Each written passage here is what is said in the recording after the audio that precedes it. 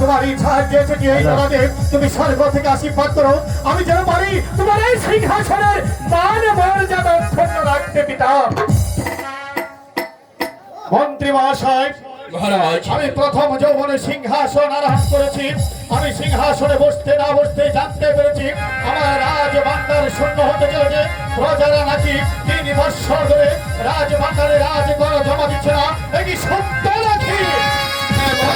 সত্যি কিছু কিছু জায়গায় তারা সুন্দরভাবে ফসল উঠাতে পারে না, তাই তারা ঘর দিতে পারেনি। মন্ত্রী মহাশয়, মহারাজ, তারা যদি এমনি ভাবে রাজ কর না দেয় তাহলে রাজ ভান্ডারে শূন্য হয়ে যাবে। আর যদি রাজ ভান্ডারে শূন্য হয়ে যায় তাহলে রাজ কার্য পরিচালনা করা যাবে না। তাই তবে এই মুহূর্তে ঘোষণা করেছি, আপনি পাঠিয়ে দেবেন প্রজা মহলে, আর জানিয়ে দেবেন প্রজা মহলে যে 3 বছরের রাজ কর 3টি বছরের হবে। যদি কেউ অস্বীকার করে তাকে 500 টাকা জরিমানা আর ওনারায় 6 মাসের কারাদণ্ড। এ হচ্ছে নতুন রাজা রামকুমারের বেশ, আমি তাই করছি। এই কে আছিস? সেনাপতি মানসিংহকে দরবারে পাঠাবি। সেনাগারে ঘুমিয়েছিলাম, ভালো ছিলাম, জানি না মহারাজের হুকুম অনুযায়ী মন্ত্রী মহাশয় কেন আমাকে স্মরণ করেছেন। যাই গিয়ে দেখি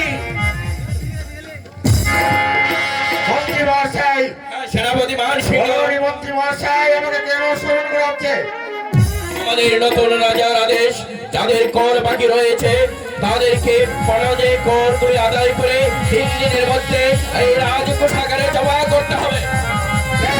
আমি তাই যাচ্ছি মন্ত্রী মহাশয়, এই মুহূর্তে ঢুকে যাবো সাধারণ মৌখার গাঁয়ে, আদায় করে নিয়ে আসবো। যদি না দেয় তাদেরকে আমি ভর্তি করে নিয়ে আসবো এই দরবারে। বেশ, আপনি তাই করুন।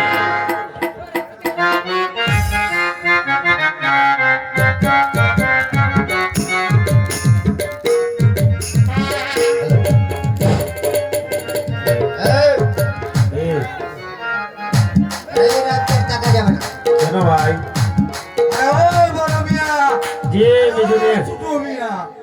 এই দুজনে কি যে বক বক করতেছো?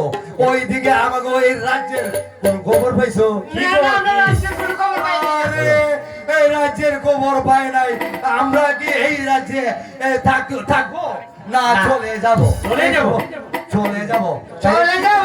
কি কারণে চলে যাব? ওই যে রাজ্যে খবর তো রাখো নাই। ওই রাজ্যে ওই যে রাজ্যের ওই যে আমাকে এই যুবরাজ প্রেম কুমার বেটা নতুন রাজা হয়েছে।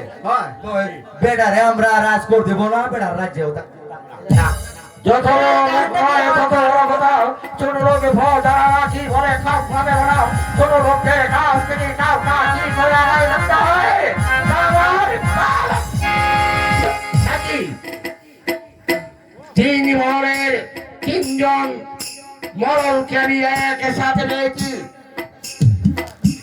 ওই মেয়ে আন্দার আপনি গেলি গেছো খাজনা দিতে কাজ না দিতে। যুবরাজ প্রেম কুমারের আদেশ সমাজের কাছে খাজনা নিতে। আমরা ওই যুবরাজ প্রেম কুমার ওই বেটারে কাজ না দিব। বেটা হয়েছে নতুন রাজা। আপনি দাঁড়ান। আমরা ওই বেটার রাজ্যেও থাকবো, বেটারে খাজনাও দিব, বেটারে রাজা বললেও স্বীকার করো। আপনি মারেন কি লেগে? আমাকে কথা শুনবেন না? ওর খাজনা দেবে কিনা? কাজ দেব, এখন দেব না। কারণ মহারাজ প্রেম কুমারের আদেশ 3 জনের মধ্যে খাজনা দিতে, আর যদি না দেও অনাদায় 500 টাকা জরিমানা করা হবে। এই ওই বড় মেয়ে দাঁড়াও, শুনেন, বেটা হয়েছে আমাদের দেশের রাজা, নতুন রাজা হয়েছে না? বেটাই বিয়া করবো রাজকুমারী। ওই বেটাই কিনা ওই বাড়ির চাকর ও রমানন্দর ভাইয়া এই বেটারে বিয়া করছে। এই দেশে থেকে কি আমরা মরুম আর আমরা নিজেই খাবো না? বেটারে কাজ না দেবো। কি খরচা হবে কে করতে হবে বুঝেন নাই? ওই বেটা যদি নতুন করে কোন রাজকুমারী বিয়া করে তাইলে আমরা বেটারে কাজ না দেবো, বেটার রাজ্য থাকবো, বেটার রাজা বলে শেয়ার করবো। কি বললি? বুঝেন না? নতুবা কাজ না দেবে না? না বেড়া যদি আবার রাজকুমারী না বিয়ে করে আমরা বাবা এই বেড়া রাজা পাবো না, কাজ না হতে না, বেড়া রাজা বলে শেয়ার করবো। তোদের কথা অনুযায়ী আমি যাচ্ছি রাজ দরবারে, যুবরাজ প্রেম কুমারকে বলবো হ্যাঁ সে যদি কোন রাজ কন্যাকে বিবাহ করে তাহলে দেশের প্রজারা এ দেশেও থাকবে, খাজনাও দেবো। নতুবা ওরা দেশেও থাকবে না, খাজনাও দেবে না। এই তো তোমাদের কথা। ওইলে বুঝছে। বেশ, চলো চলো চলো বাজি ভাইয়া বড় মিয়া, ওই বেড়া কিন্তু আমাকে ডরাইয়া বাড়ছে।